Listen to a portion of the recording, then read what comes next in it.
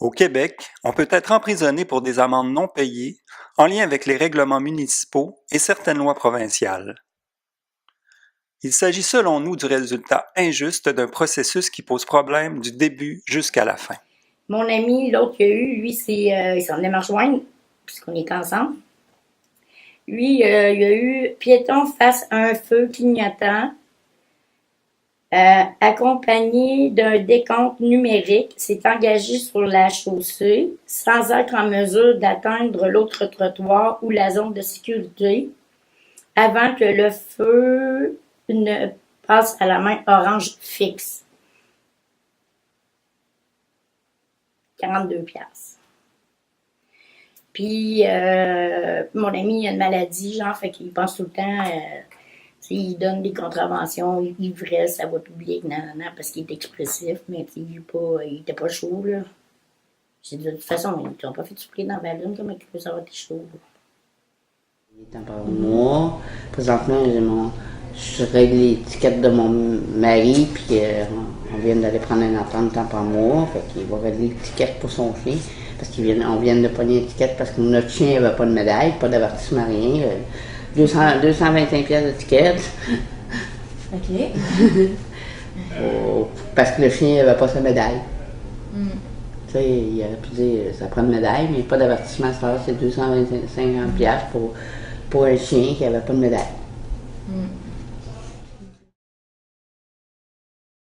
Une équipe de chercheurs a étudié les contraventions distribuées aux personnes itinérantes entre 2000 et 2010 à Québec. La dette judiciaire moyenne de ces 3700 personnes était de 2000 $. Le record étant détenu par un individu qui a reçu 300 constats d'infraction pendant cette période de 10 ans, soit en moyenne une à tous les 12 jours. Chez nous, puis quand je suis arrivé chez nous, j'ai ouvert mon petit sac, puis là j'avais un rouleau de tickets qui était gros de même, là. C'était tous des étiquettes. Ça n'avait aucun sens, là, ce qui était écrit, ces étiquettes, que j'avais troublé la paix sur la voie publique, puis j'avais crié patati patata. Alors que j'étais complètement sans connaissance, étendu sur la pelouse. Bon. Bref, c'est ça, je n'ai pas vraiment aimé ça.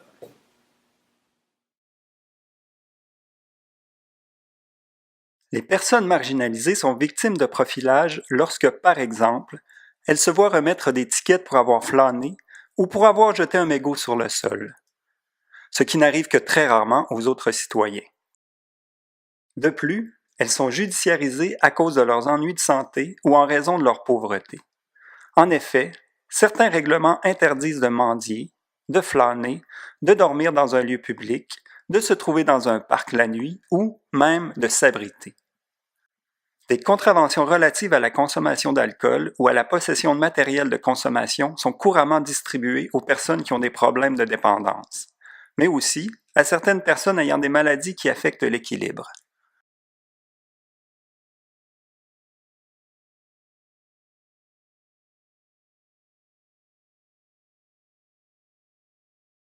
Elle reste constamment. Ça coûte très cher à la société de faire vivre un prisonnier. Fait que moi, on me fait payer, on me donne un ticket pour. Puis j'ai même pas d'argent parce que je calme. J'ai pas les moyens de le payer, donc je fais de la prison, puis ça coûte des dizaines de milliers de dollars par année faire vivre quelqu'un en prison. Fait que c'est ridicule. Dans le fond, c'est la société qui paye pour ça, puis c'est des délits plus que mineurs. Je fais pas de mal à personne, je suis pas une criminelle. Moi, en tout cas, je considère vraiment pas que c'est des affaires criminelles. L'emprisonnement peut être ordonné par un juge dans des situations bien précises. Lorsque le défendeur ne se présente pas devant le percepteur des amendes, lorsqu'il est impossible de lui offrir des travaux compensatoires, ou lorsque le défendeur ne les exécute pas. En ce qui concerne les ententes de paiement, il faut savoir que le montant minimum exigé est normalement de 30 $ par mois. Nous pouvons facilement imaginer le fardeau que cela représente pour les personnes qui n'ont pour revenu que les maigres prestations d'aide sociale. Par ailleurs, il n'est pas toujours réaliste de proposer des travaux compensatoires. Il faut comprendre que les personnes itinérantes doivent déjà dépenser énormément d'énergie pour combler leurs besoins de base.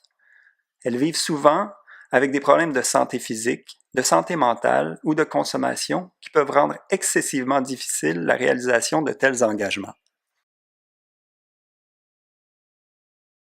Je sais pas, ils disent que qu'on coûte cher à la société, mais Chris, ils s'arrangent pas comme pour régler le problème.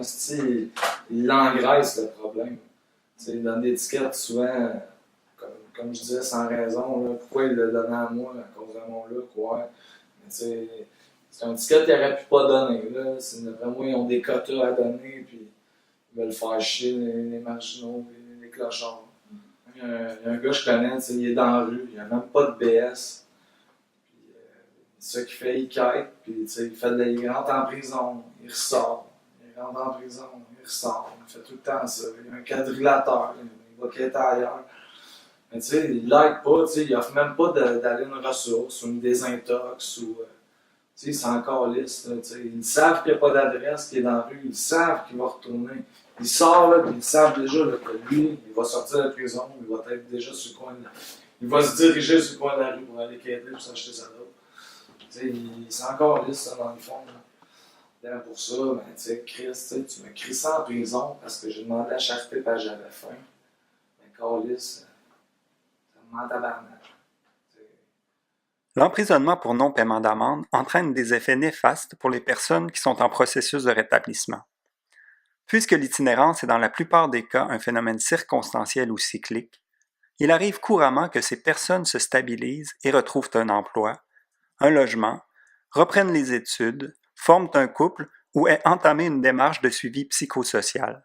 L'emprisonnement vient déstabiliser leur processus de réinsertion en les coupant de leur milieu et en leur faisant perdre leurs fragiles acquis.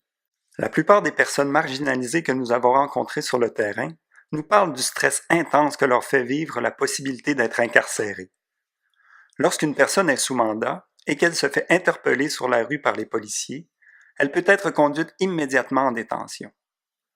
Certaines personnes évitent même de fréquenter les ressources qui leur viennent en aide de peur d'être interpellées en chemin. L'emprisonnement pour non-paiement d'amende représente une punition nettement disproportionnée si on considère le caractère inoffensif et anodin des actes reprochés. Et si des alternatives sont en chantier, pensons au programme Impact de la Cour municipale de Québec, celles-ci demeureront bien insuffisantes tant qu'on judiciarisera les plus pauvres et que la menace de l'emprisonnement planera sur leur tête.